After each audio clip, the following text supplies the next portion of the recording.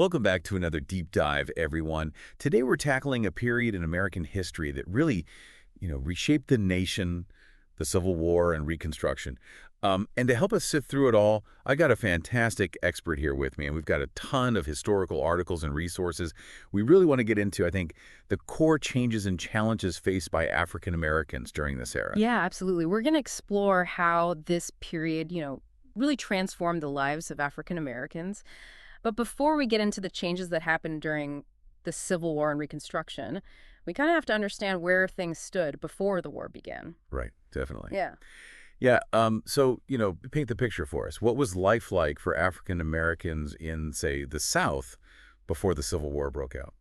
Well, the South was dominated by the system of chattel slavery. And we have to remember that this meant that African Americans were viewed as property, not as people with rights.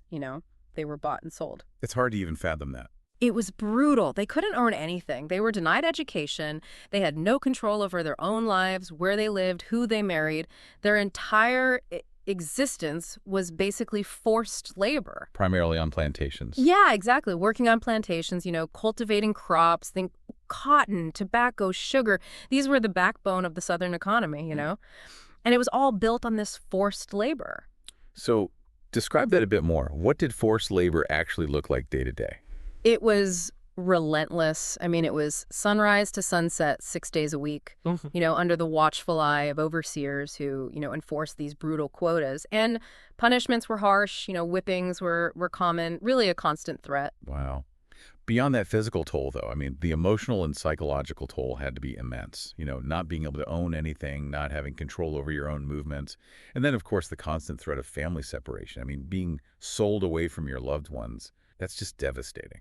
Yeah, I mean, that fear of separation, just imagine that hanging over you every single day. It's just horrific. And yet, despite all of this, the sources talk about how enslaved people resisted in both big and small ways, finding ways to assert their humanity in the face of this incredible oppression. Right. There was this, constant yearning for freedom and dignity. It couldn't be crushed. And you see it in so many ways. Sometimes it was subtle, breaking tools, feigning illness, or just working slowly, deliberately disrupting that work routine. Yeah. And then you have those who took huge risks, escaping to the north, the Underground Railroad, such bravery. Right. And then there were also uprisings, armed rebellions. These were obviously dangerous and often brutally suppressed, but they show just how powerful that desire for freedom was. It's really inspiring, actually, even in the face of such overwhelming odds. Now, it's also important to remember that, not all African Americans were enslaved. Of course. What was life like for free African Americans, particularly in the North at this time? Okay. So obviously, they weren't subject to chattel slavery, right? But that didn't mean they were treated equally or fairly. I mean, discrimination was rampant. They often had to take the worst jobs, Hey. Domestic service, unskilled labor. I see. They were denied basic rights in many places, things we take for granted today, voting, public education. Right. So their lives were different from those enslaved in the South, but it was far from true equality. Right. It's like a different kind of oppression. Exactly. So this was the backdrop, this deeply unequal society. Yes. And then the Civil War erupts. And our sources, they make it clear that this wasn't just some, disagreement about states' rights or tariffs. This was fundamentally about slavery. Absolutely. It was the defining issue. Could the nation, continue to exist half slave and half free? The North wanted to abolish it. The South was determined to keep it. I mean, their entire economy and social structure were built on enslaved labor. Yeah. And this fundamental clash led to the nation literally tearing itself apart. Then in 1863, Lincoln issues the Emancipation Proclamation. This was huge, right? I mean, it changes the entire course of the war. It was a turning point. I mean, it declared that all enslaved people in Confederate-held territory were to be freed. I mean, it was a huge moral victory. Yeah. And it also, practically speaking, allowed African Americans to join the Union Army, which, they did in huge numbers. Yeah, and our sources really highlight that, the contributions of Black soldiers in the Civil War. Like, it wasn't just, a small thing. It was central to the Union's victory. 200,000 African Americans served. They fought bravely as soldiers and also served as nurses, spies. Even think of Harriet Tubman. She used her knowledge from the Underground Railroad to become a spy for the Union. Wow. Their bravery and sacrifice were crucial. Absolutely. And it's heartbreaking to read about how they were initially treated, Yeah. paid less, Hmm. given the most dangerous assignment. Another layer of injustice, Yeah, right? it's just, wow. But eventually, they were granted equal pay in 1864. Right. They fought for that recognition, and it was a testament to their bravery and their importance to the Union's cause. Okay, so the war ends, Right. and the nation enters this period of Reconstruction.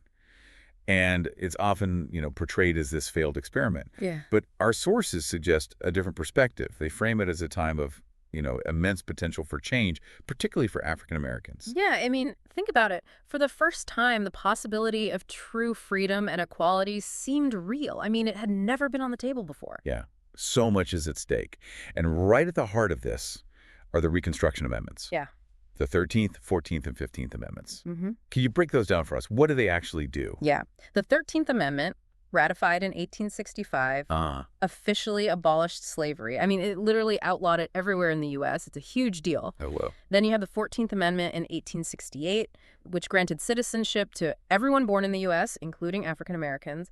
And really importantly, it guaranteed equal protection under the law for all citizens. That's huge. It was trying to create a level playing field, legally speaking, for all Americans. Okay. And lastly, the 15th Amendment. The 15th Amendment, ratified in 1870, granted African American men the right to vote. And, that was a huge step towards political power and representation. Absolutely. But beyond these legal changes, Reconstruction also brought about other significant changes, right? Yeah, for sure. Like access to education. That had to be a game changer. It was. I mean, for generations, education was deliberately denied to enslaved people. It was a way to control them. But during Reconstruction, schools were established for both children and adults. People were so eager to learn. They saw education as the key to a better life, to self-determination. It's amazing. And then there was the Freedmen's Bureau. What was their role? The Freedmen's Bureau was set up to help formerly enslaved people transition to freedom. I mean, they had nothing, right? Oh. So the Bureau provided food, shelter, medical care, clothing. They also helped them find jobs, negotiate labor contracts, and in some cases even acquire land. I mean, they were like a lifeline for so many. So crucial. And this is also the time when we see the rise of Black churches and other community organizations, right? Yeah. These institutions, they became pillars of the African American community. Churches provided not just spiritual guidance, but a sense of community, mutual support, and a place to organize and advocate for their rights. I see.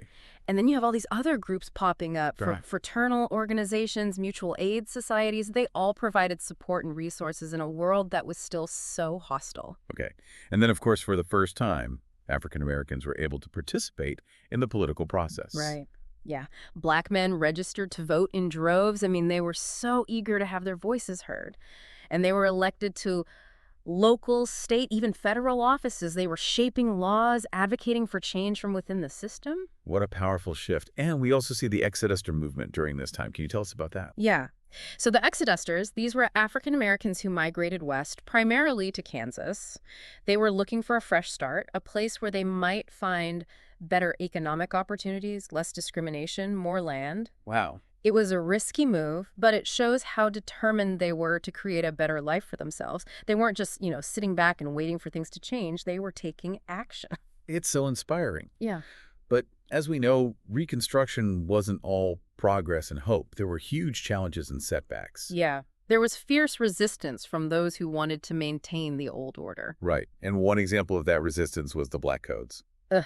The Black Codes. They were designed to limit the freedom and rights of African Americans, restrict their movement, their ability to work, to own land, to vote. So basically trying to recreate the conditions of slavery without calling it slavery. Exactly. They wanted to maintain white supremacy, control the labor force.